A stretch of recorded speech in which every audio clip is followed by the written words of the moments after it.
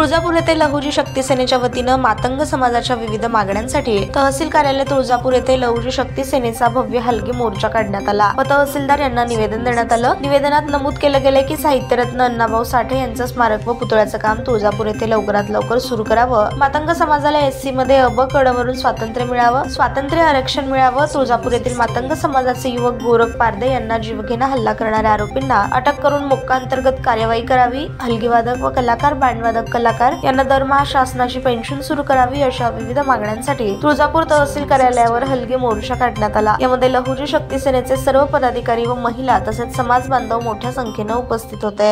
अत्यंत निर्दयपणे त्याला मारलं। 1.5 महिना झाला तक्रार दाखल झाली, मात्र अद्यापही त्या गुन्हेगाराला अटक केली नाही। एफआयआर दाखल झाला, एफआयआर मध्ये स्वतः पोलीस प्रशासन नेते या ठिकाणी ती घटनाक्रम नेला की त्या गोरखला उचलून नेला, एका बार मध्ये नेला, तिथून आणखी एका ठिकाणी नेला। त्या ठिकाणी नेल्यानंतर त्याला बसायला लावलं आणि त्या ठिकाणी त्याला कोल्ड्रिंक प्यायला दिली।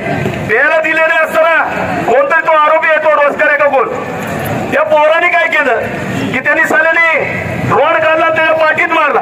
त्याच्यानंतर त्याला बाकीचे जे त्याच्या आजूबाजूचे जे गुंड होते त्यांनी देखील त्याला त्या ठिकाणी मारहाण केली। हे सगळं वर्णन आज सगळं एफआयआर मध्ये दाखल केलं। लेतय कोण? पोलीस लेतय। आरोपी किती केले? 4 आरोपी केलेत। 4 आरोपी त्यामध्ये केलेत, इतर 5 नंबरला इतर केले। सगळा गुन्हा नोंद करून घेतला पोलिसांनी आणि गुन्हा नोंद करत असताना त्याच्यामध्ये आणखी एक शब्द त्यांनी टाकला, काय तर त्या पोराचा बाप कोणतरी तिळाला का देखला येतो हेकना काय ते काय नाव त्याचं, तो कोणतरी तिथं गेला आणि तो दवाखान्यामध्ये जाऊन ह्याला धमकी देतोय।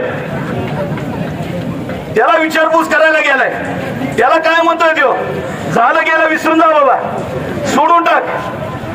ठीक आहे, तिथपर्यंत बोललं, ठीक आहे। पोलीस काय लिहितोय माहिती काय एफआयआर मध्ये, किती वेळा असं बोललाय, हे लिहिलंय, त्याच्या पुढचा आणखी एक शब्द लिहिलाय, तू जर गप्प बसला नाही,